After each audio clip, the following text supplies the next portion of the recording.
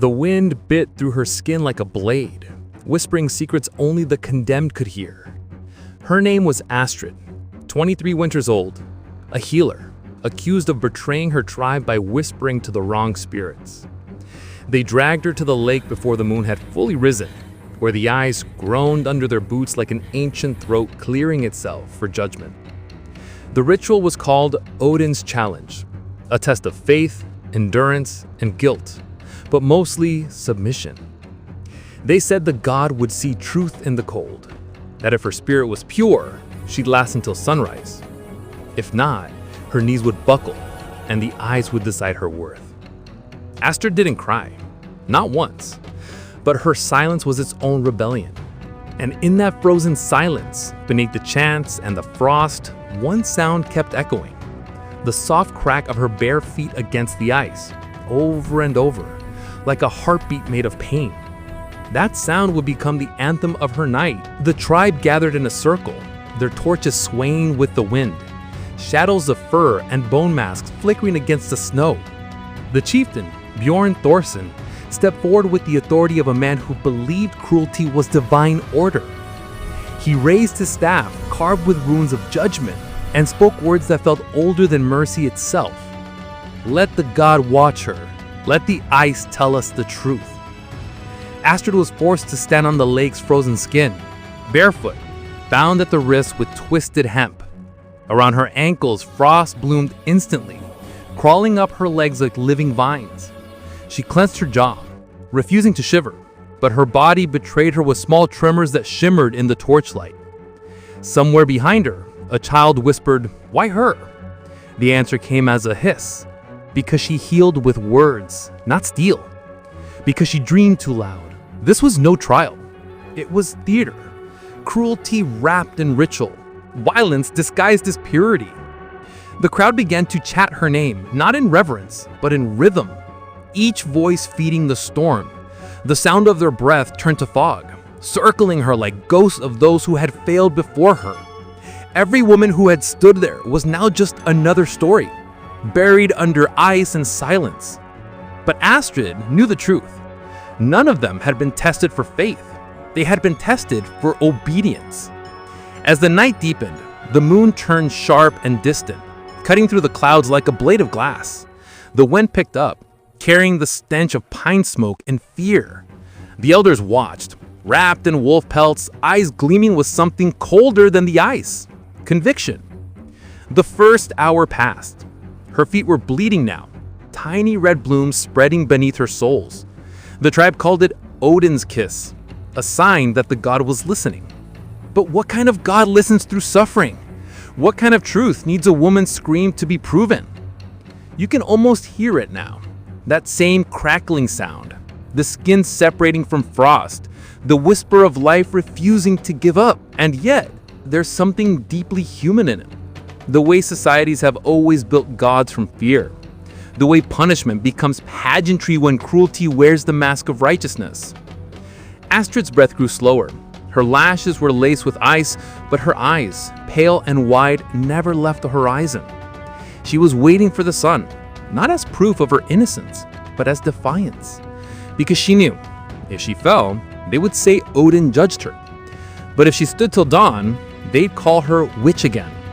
In this game, truth had no winners, only survivors who froze before sunrise. And as the wind howled and the chanting rose higher, this isn't mythology, this is history. And before we're done, you'll see how far faith can go when wielded as a weapon. So stay, watch her through the night, because Astrid's story isn't about survival, it's about what humanity loses when belief turns to blood. And if you believe stories like hers should never be buried beneath the ice again, subscribe to Crimson Archive, where we exhume the cold truths one forgotten voice at a time. The night was a living thing. It breathed, hissed, and whispered to itself across the lake. The torches had burned low, their flames struggling against the frost, and still Astrid stood. Her feet had gone past pain. They were no longer feet, but vessels of frost, gray, cracked marble holding the weight of faith forced upon her. The tribe called this endurance divine. They said Odin tested purity through the agony of flesh. But beneath the chants and the smoke, it was control. Raw, meticulous, ritualized control. Odin's challenge wasn't born from the gods. It was born from fear. Fear of women who spoke, healed, and questioned. Fear of power that did not kneel. The priests had crafted it centuries ago, an endurance trial that stripped the body until the spirit broke. They claimed that collapse revealed guilt, because no deceit cannot last a night. What they never said aloud was that guilt didn't matter, only obedience did. That sound again, the crack of skin against ice, the rhythm of punishment. It came in slow intervals now, each one softer than before, like a dying metronome marking the hours of defiance. Bjorn Thorson, the chieftain, stood near the edge of the lake. His face was carved by the cold and conviction alike. He believed in the challenge because it preserved his rule. The people feared his god because they feared him. And when people fear, they obey. He watched Astrid through the swirling snow, his expression unreadable. Perhaps somewhere, a part of him wondered what it meant to call cruelty divine, but the thought passed quickly, swallowed by the satisfaction of power disguised as faith. The priest murmured prayers to Odin, each word a knife disguised as salvation. Let her truth reveal itself. Let the impure fall. Astrid's breath came ragged now. Her skin shimmered with Frostbite's pale sheen. Still, her eyes, those unblinking eyes, stayed open. She wasn't begging. She wasn't praying. She was simply enduring, not for the god watching above, but for every woman forced to stand before her. And that terrified them more than any witchcraft ever could. Because endurance and silence, endurance without submission, was rebellion. The ice beneath her cracked again, that faint, sickening sound echoing through the night like a heartbeat of the earth itself. Every man in that circle heard it, but no one moved. Not even when her blood began to seep into the cracks, freezing mid-drip, painting thin veins of red beneath the transparent surface.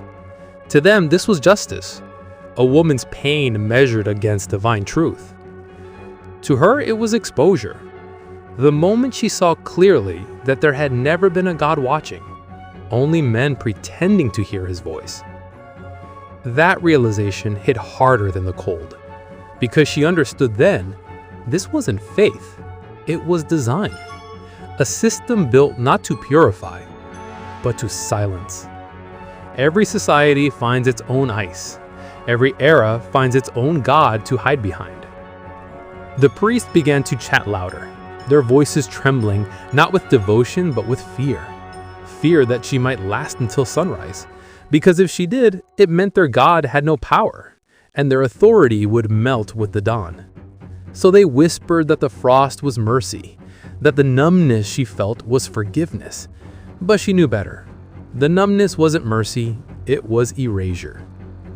By the fourth hour, her lips were cracked, her body shaking uncontrollably. The onlookers began to turn away, unable to meet her gaze anymore. Some muttered prayers, others just shivered under the weight of their own silence. And still the sound persisted, that crack. That slow, deliberate breaking of skin against ice, like time itself, refusing to move forward until someone confessed the truth. Odin's challenge had done its job, not as divine revelation, but as spectacle, a warning written in human flesh. But beneath the frost and blood, something ancient stirred, not divine, but human. Defiance doesn't always roar. Sometimes it simply stands. And as Astrid stood in that sea of frozen faith, she unknowingly began the first fracture, not in the ice beneath her, but in the myth that bound her people's fear, because when faith demands pain to prove truth, maybe it's not truth we're serving at all. By the seventh hour, the sky had shifted, black to blue, blue to silver, silver to that strange pre-dawn gray where even gods hesitate to watch. The crowd was thinning now, their torches guttering out one by one. Only a few remained, half hypnotized, half afraid, as if leaving before the end might invite the same judgment. Astrid no longer looked human. She looked like a statue carved by frost and defiance. Her hair hung in frozen strands, her fingers stiff and colorless, her breath no longer visible. Yet somehow, she still stood. And that was the problem. The priests whispered urgently to Bjorn. "It's gone on too long," one said. "The god should have spoken," another hissed. "Perhaps she's cursed. Perhaps she's calling on false spirits." Bjorn didn't answer. His eyes were fixed on her, unblinking, haunted. For the first time, he felt the edges of doubt creep in. Not doubt in his god, but in the system he'd built around him. If Odin's challenge failed to reveal guilt, then the guilt might be his. But pride is colder than ice. He stepped forward, his boots crunching through frost, his staff striking the ground like a verdict. "Enough," he said. "If she endures past dawn, the god's voice is silent, and silence means corruption." Astrid's lips twitched, not into a smile, but something close. "Or silence means," she whispered through blood and breath, "that there was never a voice to begin with." That single sentence, as quiet as it was, carried through the crowd like thunder. For a heartbeat, nobody moved. Then came the answer, not from the sky, not from Odin, but from below. Crack! The lake split beneath her feet, jagged and violent. The sound tore through the night, a sharp, echoing scream of water and ice colliding. The onlookers gasped, stepping back instinctively as the frozen surface shattered into a spiderweb of black lines. Astrid didn't fall immediately. For a strange, suspended moment, she hovered there, balanced between life, death, and myth. Her reflection stared back from the churning water below, distorted by ripples and blood. Then the ice gave way completely. She vanished beneath the surface. The water swallowed her whole, a violent baptism, a silencing. Steam rose where her heat met the cold. The crowd gasped, a few screamed. One of the priests fell to his knees, wailing, "The god has spoken!"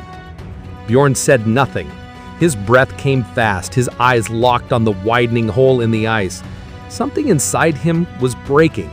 The realization that what they had called faith had always been fear in disguise. The dawn broke minutes later. The sun touched the lake like an accusation, turning the cracks into lines of light. And then, there it was.